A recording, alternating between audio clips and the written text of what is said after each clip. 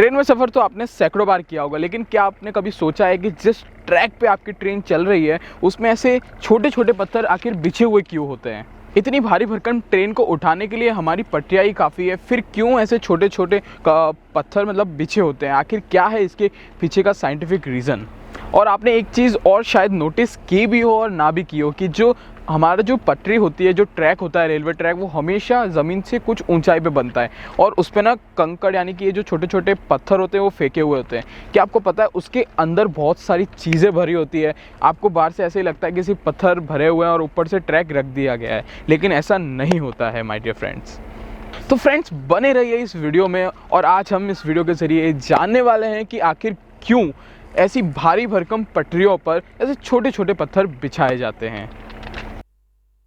यदि आप रेल यात्रा करते हैं तो पटरी को देखने के बाद आपके मन में एक सवाल जरूर आया होगा कि आखिर पटरी के ऊपर ये छोटे छोटे पत्थर आखिर क्यों बिछाए जाते हैं और इसकी जगह किसी और चीज का इस्तेमाल क्यों नहीं किया जाता है। आज तक आपने जितनी भी पटरियां देखी होंगी, जितनी भी रेलवे पटरियां देखी होंगी, उन सभी में आपको खास तरह के नुकीले पत्थरों को देखने को मिला होगा। तो दोस्तों, आज हम इस वीडियो के माध्यम से ये समझने वाले हैं कि आखिर रेलवे की पटरियों पर उन पत्थरों की महत्वता क्या है, यानी कि उन पत्थरों की ज़रूरत क्या है, और साथ ही यह भी समझेंगे कि एक ट्रेन माइलेज कितना देती है।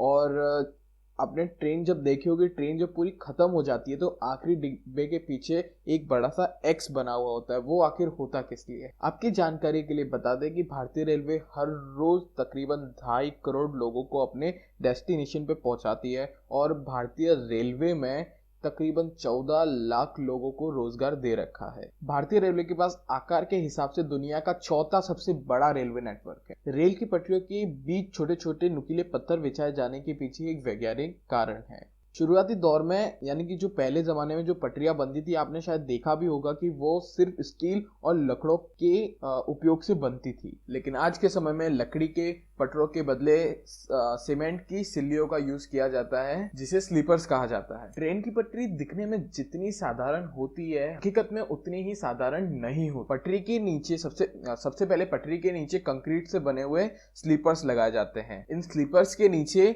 पत्थर यानी कि गिट्टी लगी होती है, जिसे हम ब्लास्ट भी कहते हैं, और उसके नीचे अलग अलग 2 लेयर में मिट्टी होती है और इन सब के नीचे नॉर्मल जमीन होती है। हम में से ज्यादातर लोगों को यही लगता है कि पटरी को एकदम साधारण जमीन पे बिछा दिया जाता होगा, लेकिन ये बिल्कुल सच नहीं है। अगर आप किसी भी रेलवे ट्रैक को देखेंगे यानी पटरी को देखेंगे तो आपको पता चल जाएगा कि वो समतल जमीन यानी कि जो नॉर्मल जमीन है उससे थोड़ी सी हाइट पर है। लोहे से बनी एक ट्रेन का वजन लगभग 10 लाख किलो तक होता है। इसे सिर्फ पटरी नहीं संभाल सकती। इतने भारी भरकम ट्रेन को संभालने में लोहे के बने ट्रैक, स्लीपर्स और पत्थर तीनों का बहुत ही ज्यादा अच्छा योगदान होता है। वैसे देखा जाए तो सबसे ज्यादा लोड इन पत्थरों पर ही होता है और इन पत्थरों की वजह से ही कंक्रीट के बने हुए स्लीपर्स अपनी जगह से नहीं हिलती और ट्रैक पे बिछने वाले खास तरीके के पत्थरों को गिट्टी कहा जाता है। अब जस्ट कल्पना करो, यानी कि जस्ट सोचो कि अगर इन पत्थरों की जगह हम गोल स्टोन्स को रखना चालू कर दें, यानी गोल पत्थर जो होते हैं ना, उनको रखना चालू कर देंगे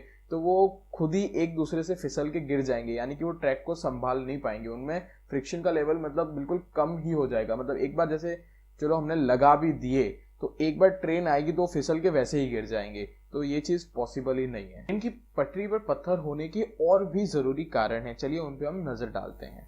ट्रैक पे बिछे पत्थर, जो स्लीपर होता है, जो ट्रैक होता है, उसको एक जगह स्थिर रहने पर मजबूर कर। यदि ट्रैक पर पत्थर नहीं होंगे तो जो कंक्रीट के स्लीपर्स हैं वो एक जगह पे स्थिर नहीं रह पाएंगे और ट्रेन का वजन संभालने में इनको काफी दिक्कत होगी। और अगर हम ट्रैक पे गिट्टी ना बिछाएं तो ट्रैक पर पेड़ पौधे उग सकते हैं और उगने के बाद ट्रेन को चलने में उनमें बहुत ज्यादा दिक्कत हो सकती है। तो आई होप आप लोग जान ही गए होंगे कि रेल की पटरियों पर पत्थर क्यों बिछाए जाते हैं। तो चलिए अब हम बात करते हैं कि एक ट्रेन का माइलेज क्या होता है। साधारणतः डीजल इंजन की कैपेसिटी के हिसाब से डीजल टैंक को 3 हिस्सों में बांटा गया है, 5000 लीटर, 5500 लीटर और 6000 लीटर। साधारणतः किसी 24 डिब्बों वाली किसी ट्रेन के इंजन से 6 लीटर पर किलोमीटर का एवरेज मिलता है, यानी कि 6 लीटर में वो 1 किलोमीटर ट्रेवल कर पाती है। और यही अगर 12 डिब्बों की ऐसी डोमेस्टिक ट्रेन है जो हर स्टेशन में दोनों की चीजें सेम है लेकिन सिर्फ डिब्बों का फर्क है,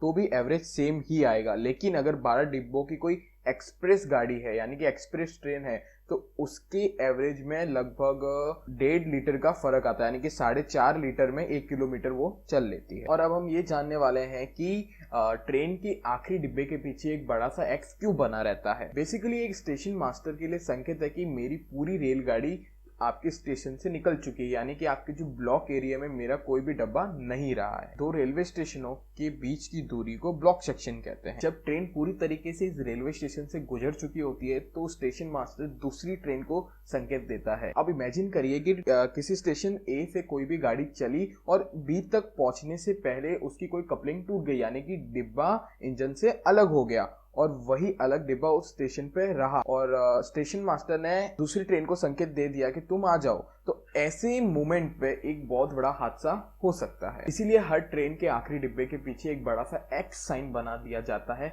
ताकि इससे पता चल जाए कि गाड़ी पूरी की पूरी स्टेशन से निकल चुकी है। फ्रेंड्स, अगर आपको हमारा ये वीडियो पसंद आए तो लाइक ज़रूर से करिएगा। आपकी बार शायद कुछ ज़्यादा ही हल्की सी ज़्यादा मेहनत की है, बाहर आके थोड़ा आउटडोर शूटिंग किया। अगर आपको ये वीडियो पसंद आया, इस टाइप के वीडियो पसंद आए तो एक बार कमेंट सेक्शन में ज़रूर से बताना। अगर शेयर कर सकते हो तो शेयर भी कर देना। नमस्कार।